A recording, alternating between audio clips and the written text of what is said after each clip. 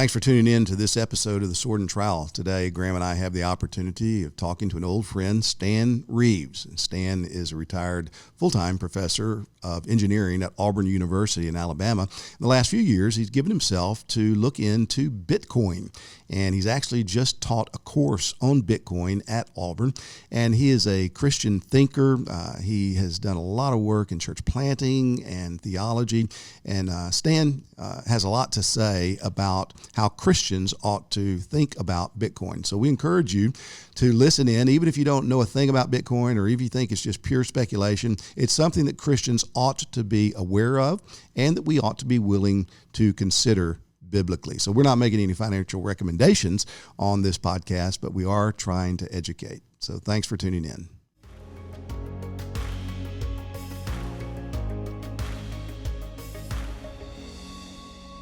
Welcome to the Sword and Trowel. The Sword and Trowel is a podcast of Founders Ministries, and Founders exists for the recovery of the gospel and the reformation of local churches. I'm Tom Ascol. And I'm Graham Gunden. We're delighted to have you join us today on this special episode of the Sword and Trowel, where we welcome in our good friend Stan Reeves. Dr. Reeves, who is a retired full-time professor, retired from full-time, teaching at Auburn University in Alabama. So Stan, welcome to the Sword and Trowel.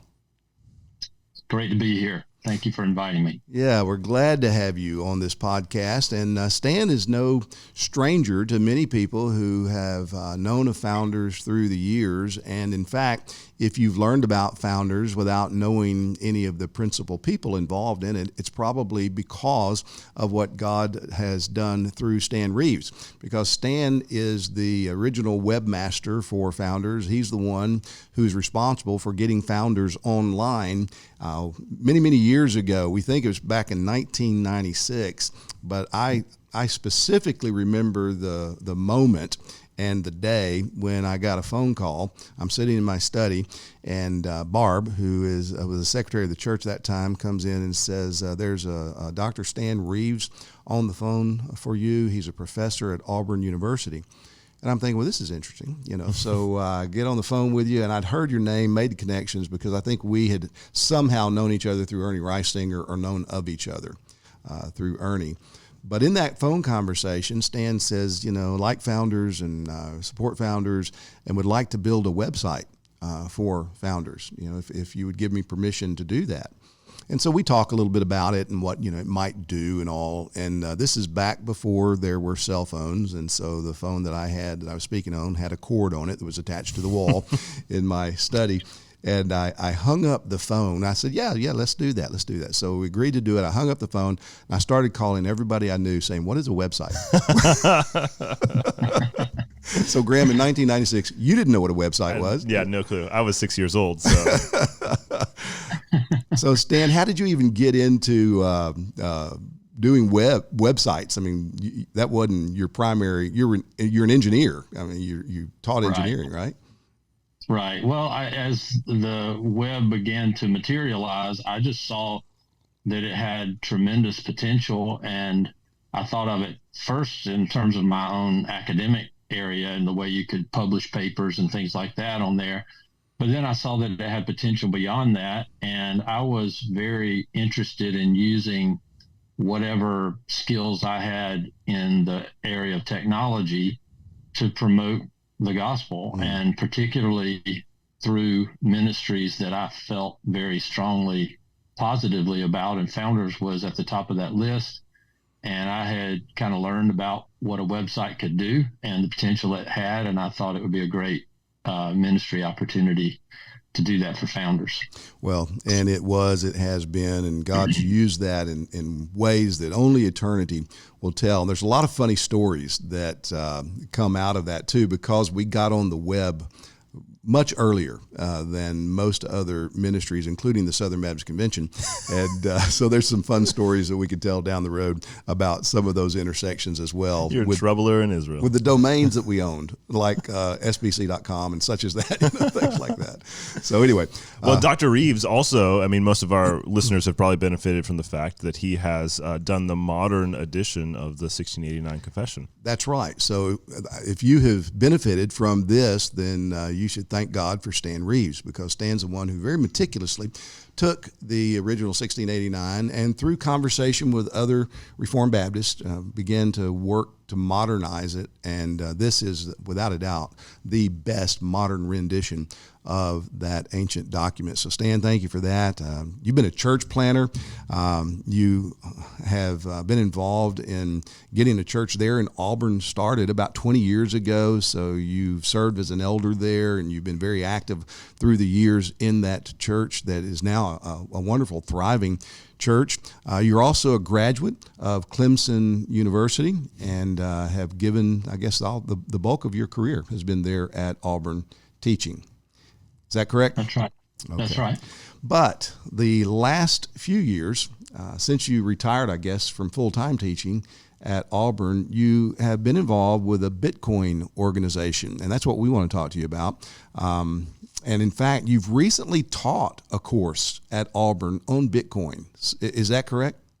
That's right. Okay, Yeah. so tell us how that happened. How did you get involved in Bitcoin, and then how did you come to teach a course at Auburn University?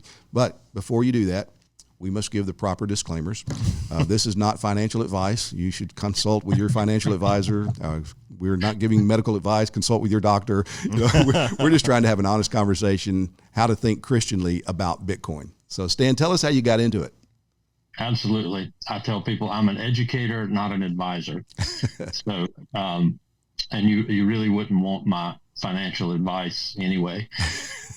So I had known about Bitcoin for a long time, but didn't really pay that close of attention to it until I guess it was fall of 2020 when I saw the things happening around the election dispute and realized just how divided our political process had become, and also how willing some people were to weaponize the powers of the state to suppress their opponents. And it was about that time I started thinking, well, if I say the wrong thing on Twitter or Facebook, maybe I would be a target of that too. And thought about how my savings just sitting in the bank are kind of a sitting duck target for someone who might choose to abuse the system, and started thinking about how I might be able to protect my assets. So I started talking to a friend of mine who I knew was into Bitcoin. I said, is Bitcoin the kind of thing you could use to protect your assets and put it out of the reach of the government? And he said, yes, it absolutely is. And so I started studying it more and became more and more intrigued. And in the process, I learned a lot more about our current monetary system, which gave me even more concern. So, I've always had an interest in economics and that sort of thing. So this just played right into that. I started reading everything I could and listening to podcasts and so forth, and had already concluded that if when I retired, I might want to pursue a second career in the Bitcoin area. And so when I did retire, that was kind of on the radar screen for me.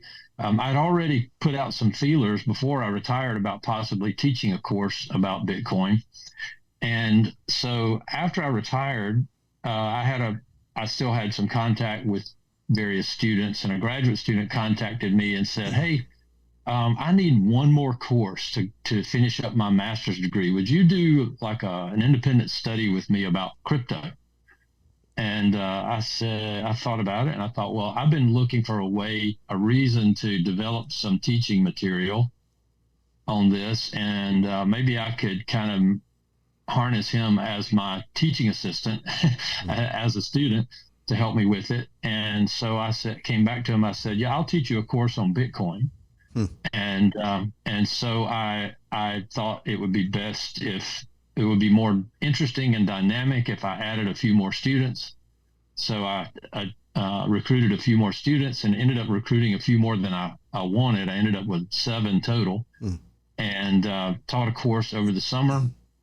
And, I'm sure you can attest to this. When you teach something, you learn a lot more than just the students do.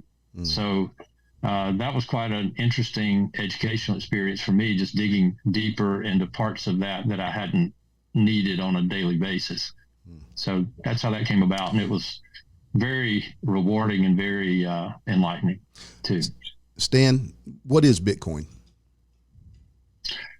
Bitcoin is a digital asset that runs on a distributed network.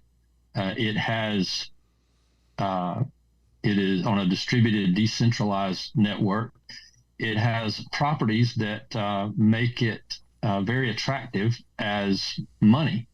When you start looking at the kinds of things you would like for money to be, Bitcoin has many of those properties. For example, one of the leading properties of Bitcoin is that it's what we call scarce. And by scarce, we just mean it's not that you can't find it. It means that you can't make more of it very easily. And so this is one of the reasons why gold is considered valuable, because you can't make more of it, or it's difficult to mine. And so you can't just go crack open the ground and dig out tons and tons of gold. And the same is true of Bitcoin. By design, it is limited in how many of these units called Bitcoins that there can be. And there's there's a schedule that will ultimately cap at 21 million. So the scarcity allows makes it where you're not able to just create more like we do in our current money system. We just basically digitally create money, and that tends to dilute the value of the money that people already have. You can't do that in Bitcoin. And so it's very attractive in that way. It's also very portable because you can transfer it over the internet, easy to verify that it's real, all those kinds of things that you would look for in good money. So why should Christians be thinking about Bitcoin? Well, first of all, I would say that we need to be thinking about the fact that we're living in negative world now. And the culture is increasingly hostile to Christians. And we're seeing more and more examples of the way that government and hostile financial entities are using money and finances as ways of attacking Christians. I think about Proverbs 22:3 that says, "The prudent sees danger and hides himself, but the simple go on and suffer for it." We should see that there's a danger right now, and Christian ministries and churches and pastors in particular are really big public targets for people that don't like Christianity and its influence in the culture. Just in the last couple of weeks, a Christian charity was debanked by Bank of America for vague reasons. And they typically will say their user agreement says, we can't cancel your account at any time for any reason. And evidently don't really have to give a reason when they do it. And so this is happening more and more. I think we need to take our theology of total depravity seriously, because even though we may have laws that protect us, that doesn't mean the people that are enforcing the laws are going to be willing to use those laws to protect us. And so Bitcoin has the potential to provide an alternative system that's protected by math rather than being protected by blind trust or by force. So that's one of the things. Another one is just simply recognizing that our current monetary system is basically a house of cards right now. We are possibly in a debt spiral that can't be stopped. And Bitcoin provides a lifeboat that Christians and churches should consider as insurance in case that ship starts to go down. So those are the more focused reasons why I think we should be considering it. But there's also a broader reason, and that's just our public theology. As Christians, we need to be concerned about justice, and we need to be thinking about how people made in God's image can pursue the most robust expression possible of ruling and subduing. Bad money creates injustice, and it gets in the way of our calling to glorify God by ruling and subduing. So Bitcoin is interesting because it has the potential to take away many of these avenues for abuse and manipulation. Um, Good money allows people to specialize in their skills and glorify God in their special endowments and callings that they have, and then trade with one another and benefit from other people's special skills. If we have good money, we can do that. If we have bad money, it gets in the way of that, and it reduces our ability to shine forth as God's image bearers.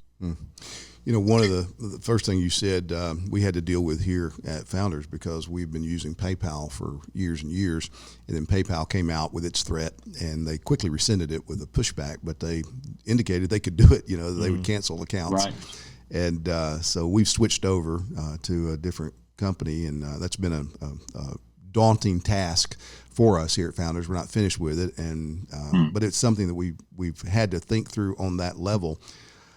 Graham, I know you and I have had some conversations about this as well, in terms of what should we be thinking about for the future, how we steward the resources God's given to us. What do you think? Yeah, so I've done a little bit of surface research, and I own some Bitcoin. I was talking to a friend the other day, and my parents' generation, thinking about retirement and investments, was quite a bit less complicated because there was less risk foreseen in the future. But for people of my generation, we're in such uncharted waters, in our culture and politically right now. You really don't know where we're going, where our financial system is going. And so you got to be wise. Like you said, the fool sees danger and does nothing. And so one thing that's interested me about Bitcoin is that it really is more than money. Like, Bitcoin itself is designed to operate as a currency, but the technology behind it is much more than that. It's an invention of a new technology. And I was wondering, Stan, if you could speak to that, kind of get behind, what it is as a currency, that's what most people think of it as, and how it operates as a technology. Well, I may have a little different take on this than some people, but some people try to abstract the invention of what they call blockchain from Bitcoin, as though it has a great deal of value all by itself. And I'm not saying that blockchains don't have some value as a way to record, like distributively record information in a way that makes it where you can't change it and so forth. But I think that money is like the apex application of that. And so it's vastly more important in the realm of money than it is in any other kind of application that you might think of. I do think there are other possible applications, but I think it's probably primarily going to find value in money, because money has the ability to incentivize that ongoing decentralization, and people have lots of incentives to run lots of nodes all over the world for it, whereas in other applications there's just not the same incentives there. However, I do think that there are implications of this beyond just money. When you have a money or an ability to record something in a way that everybody knows when it happened. Some people call Bitcoin a timestamp server, because you can put a notation in the Bitcoin blockchain so that piece of information is verified that it did exist at this point in time. You can prove that. That has a lot of possible implications. And then there's just general implications of good money for and based on a sound technology for the whole society. And what we could do several podcasts on that subject. But money really does have a bigger impact on our society than we realize. It's a very powerful tool, and I could go on about that a little longer as well. But it has its fingers in so many different things. You think about how much of our time and energy is spent either making money or spending money or deciding whether to spend money. And even when you're not spending money, you're usually actively deciding not to. You're deciding that's not worth it. And so it occupies a great deal of our energy and attention, and it affects our decision making. So what's the difference between good money and bad money? You mentioned good money earlier. Yeah. Well, so I guess, to start off, let's talk about, so I already mentioned scarcity, I think. Mm-hmm. Good money needs to be durable. So there's been some jokes about eggs being the new Bitcoin when the price of eggs went up so high, but we all recognize that eggs would make terrible money because eggs easily break and they spoil. They're just not a good way to invest for the future, for sure. Good money needs to be durable. It needs to be easy to verify that it's real, that it's genuine, not counterfeit. It needs to be fungible. That means that the individual units are interchangeable with each other. So like diamonds are very valuable and scarce, but each one is very different. And so it would be a real pain to try to transact in diamonds because every one has a different value, and you'd have to have an expert there to tell you how much each one of them is worth. Well, they're not quite so easy to verify either. That's right. Right. Exactly. It needs to be divisible so that you could have very large transactions in the same system as very, very small transactions. It needs to be permissionless so that when you have it, you really have it, instead of having to go ask somebody else if it's okay for you to use it for something. That, any other possessions, we tend not to think in terms of strings attached. We don't have to go ask somebody if we can go use our forks and spoons in our house. It's ours. We do with it what we want to. If we need to use it to go work on the car, nobody's going to penalize us for that. But money has become lots of strings attached. You try to withdraw a whole lot of money out of the bank, and they'll ask you what you're going to do with it. So it needs to be permissionless. Let me see. It needs to be portable, so that we can transact with people at distances.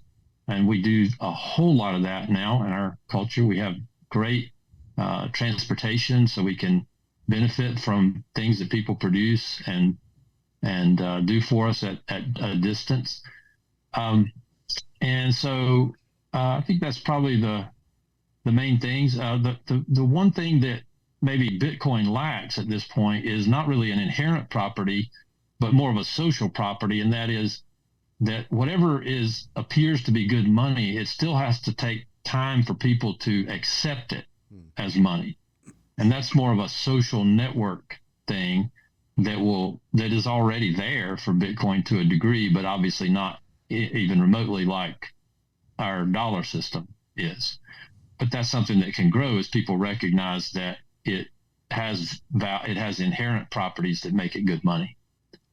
So given the fact that there's still a lot of dis-ease or distrust of Bitcoin, what makes you think that Bitcoin could be better than the current monetary system we have here in the United States? Well, first of all, it's the case is more easily made because our system is so messed up. Our system is very centralized. The Board of Governors of the Federal Reserve consists of 7 people. Those 7 people set our monetary policy. That's a really that's a real concentration of power in the hands of few people. And not only that, but our federal government has demonstrated they have absolutely no ability to restrain themselves from spending money that they don't have. And in our current system, it's very easy to basically create money through debt and then spend money that you don't have, and then just simply kick the can down the road by paying the interest on the debt rather than paying it back. So our current system is pretty messed up, and it's also being used to manipulate people and government, just simply because the government can keep on growing and growing without having to raise taxes, just by borrowing more. And this has tremendous negative effects. So that's part of it. Just that our current system is kind of a ticking time bomb. And then on the other hand, Bitcoin, as I said, has all these inherent properties that make it really attractive as money. We can't just go out and print more Bitcoin. It's not possible. It's easy to tell that it's real. It's durable. It's easy to transmit over the internet. Lots of different things about it make it very attractive. And so I think it's just more a matter of time and, building out products that make it easier to use and giving people education, doing what we're doing right now, just getting people used to the idea. And it might take a generation because, something as ingrained as money is something that takes a long time for people to get their heads around something different. Mm.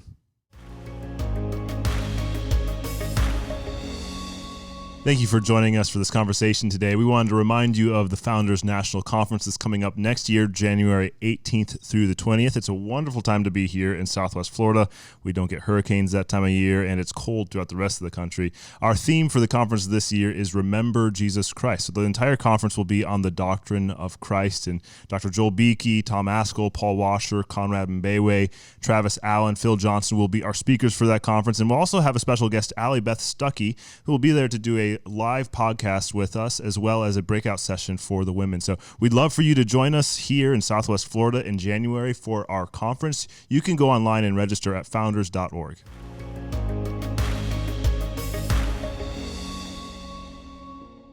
Yeah, you carry around dollar bills in your pocket, and you take one out and you can buy a piece of gum or something like that. Not much more than that these days, but you can buy something, with a dollar bill, and it seems like, okay, here's an exchange. I'm giving you something that I can touch, and I'm getting something that I can touch.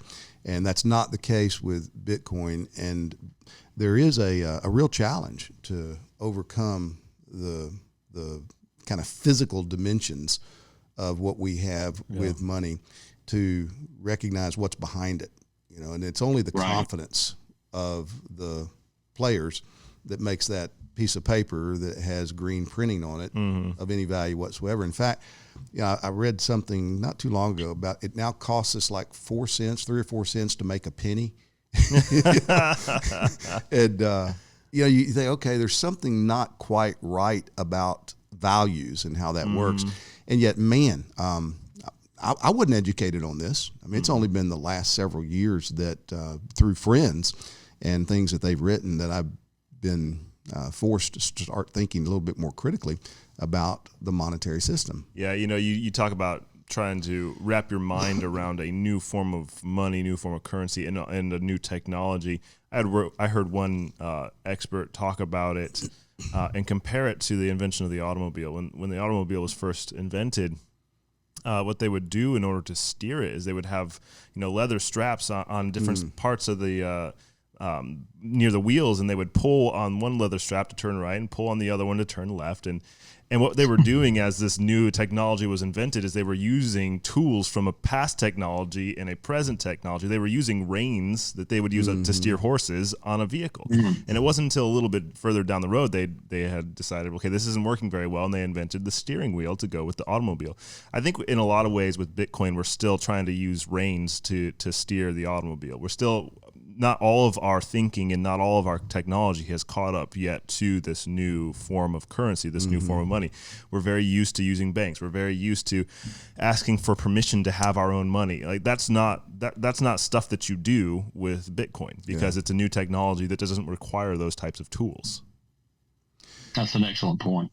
Stan, as Christians, we're stewards of everything we have, and certainly that's true individually. It's true of churches. We're not to be wasteful. We're not to squander what the Lord's given us, and God forbid that we would take what He has entrusted to us and go bury it in a hole and do nothing with it. Jesus is very clear about how we are to leverage what He's entrusted to us, and yet this Bitcoin monetary system is so new, and people, have called it all kinds of different things, like a high-tech casino. It's risky, it's dangerous, it's immoral. I mean, I've heard a lot of different things said about it. Why should Christians even consider the possibility? Why should Christians even look into the prospect of using cryptocurrency, Bitcoin? Well, we're so accustomed to a very stable environment and generally a friendly kind of government that it seems to us historically that using the monetary system that's been provided to us by our government is a zero risk situation. I think we're increasingly recognizing that that's not the case. And it may or may not have been the case before, but it's not the case now.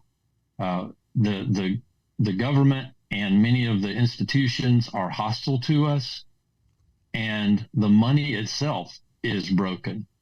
So we have both of those risks that we have to weigh as Christians.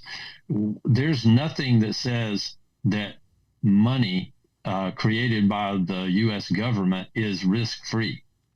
And so when we talk about weighing risks, there's a risk in just continuing on the way we've always done it, because that money is risky, and the people that are in charge of that money are hostile to us. So both of those things are risks that we have to think about, and we're called to know the times, right, and to see the dangers that might be coming ahead. And so, yeah, Bitcoin has uncertainties surrounding it, that's for sure. But Bitcoin is not under the control of someone or a system that is trying to harm us. And so it doesn't have that particular risk.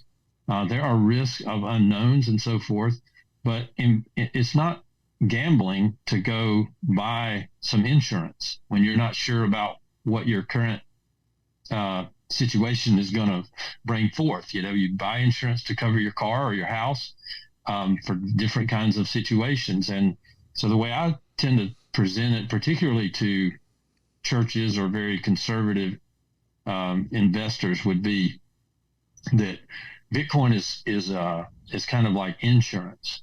If the current monetary system fails, or if it is weaponized against you, then Bitcoin operates on a completely different basis, and it may be the thing that allows you to stay afloat or stay alive or whatever. I was just reading that in Germany in 1938, I believe it was, the Nazis required the Jews to report all of their assets to the government. And that became the basis on which later on they began to try to confiscate some of their assets. And they also began to change the rules so that when they withdrew money from the bank, they gave them a smaller and smaller and smaller percentage. And at some point, they were down to you could only withdraw 8% of what you had in the bank. And this very well may be why so many Jews didn't leave and ended up being killed in World War II, is because they kept thinking, well, I'll eventually be able to get my money out of the bank and then leave. And they stayed waiting for that, and the worst happened. With Bitcoin, you don't even have to get your money out of the bank. If you have your private key, you can go anywhere you want as long as you can get access to the internet, and then you can set up shop there. So, so I think we need to consider these possibilities, because these are other risks that are happening on the other side of the equation.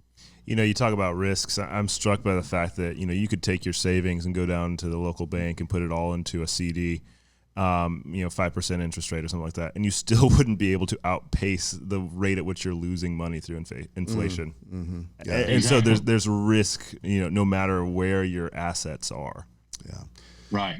I mean, that's not even, I'm not even sure risk is the right word for that. That's just bad. That's right. There's no risk. I tell people it's like trying to save water by holding ice cubes. It's just not going to work.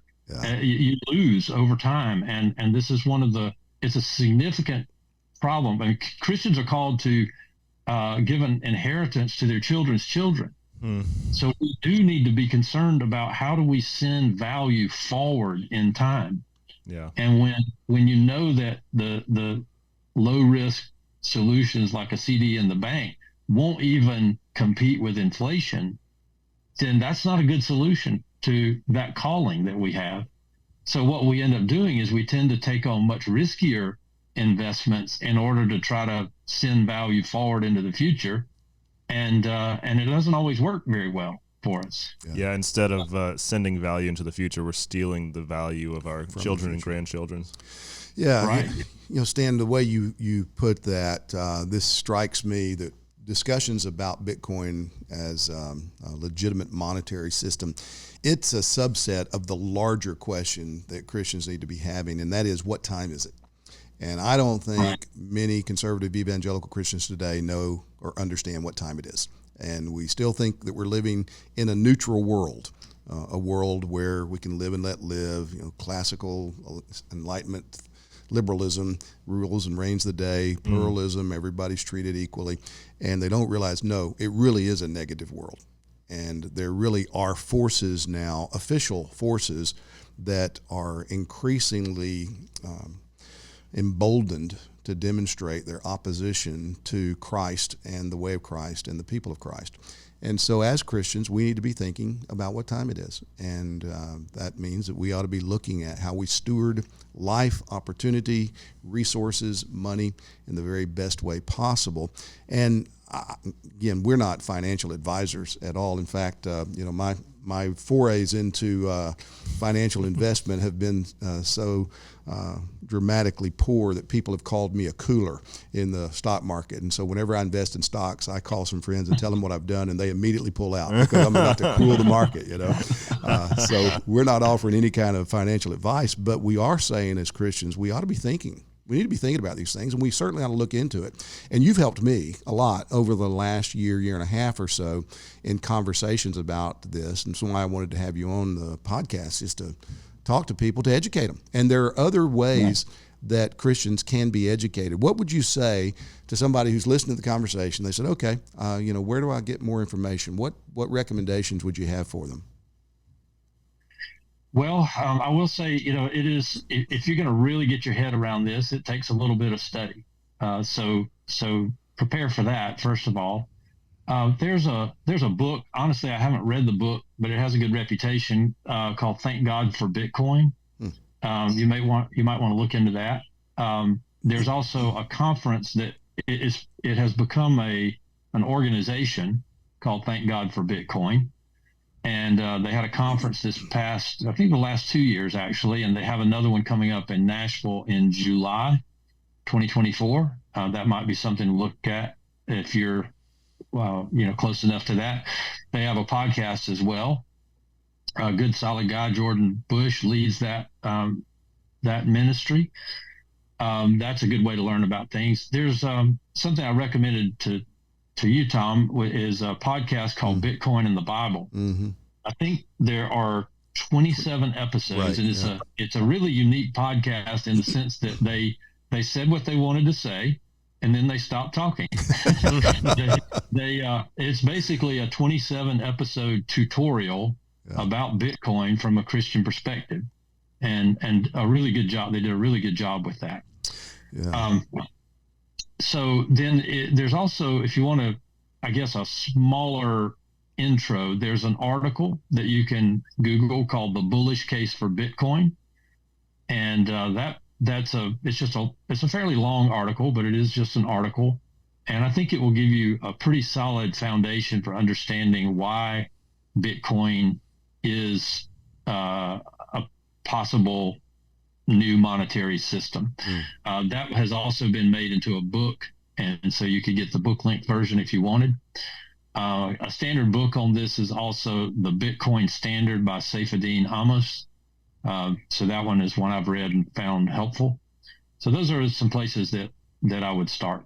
with Yeah. that. And I would just say the Bitcoin in the Bible podcast, I listened to all 27 episodes, and I was sad when they brought it to an end. I wanted to hear more because I was really learning. It was just provocative. Didn't agree with all their theology that came out at points, Right. but they're conservative Bible-believing guys. And they did force the issue to think more critically about it than I ever had. I mentioned one other book, too, by a friend of mine, Chris Brady. I referred to him earlier. He wrote this novel called The Bitcoin Bride, and it's a real easy way in to considering the monetary system and what Bitcoin is. The thesis of the novel is a guy wants to marry this girl, and he's in Bitcoin, and the father or the future father-in-law says, okay, you got to convince me. You do that by telling me what Bitcoin is, type of thing. And so that's the storyline, and that might be a good help as well.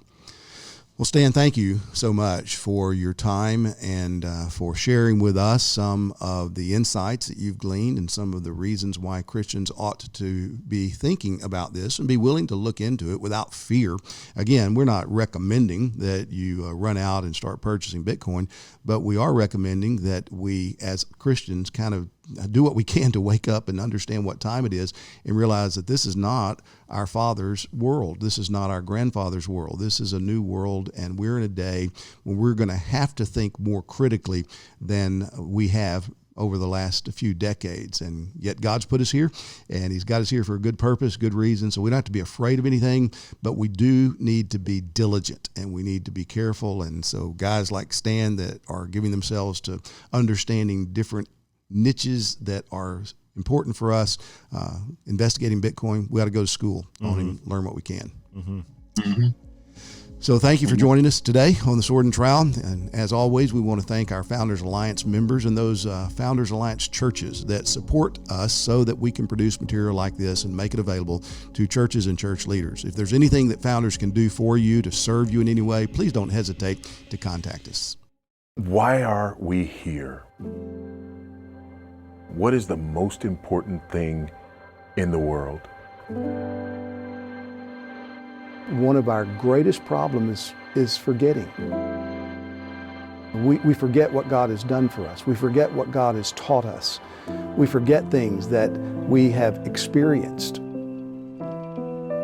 If we don't pause, if we don't think deeply, if we aren't reminded again and again and again, we forget.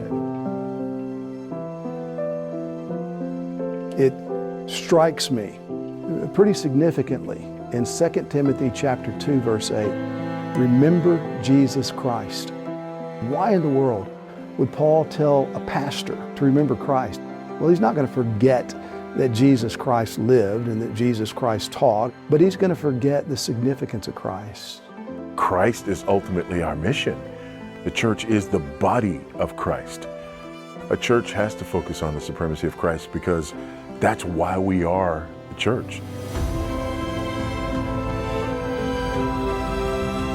Christ is supreme over all. The church's great mission is to preach Christ. We're there to win souls.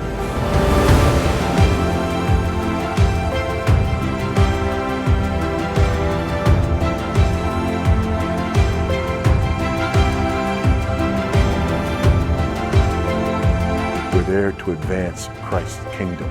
The problem with the world is not that they don't agree with me. The problem is that they don't bow the knee to Christ.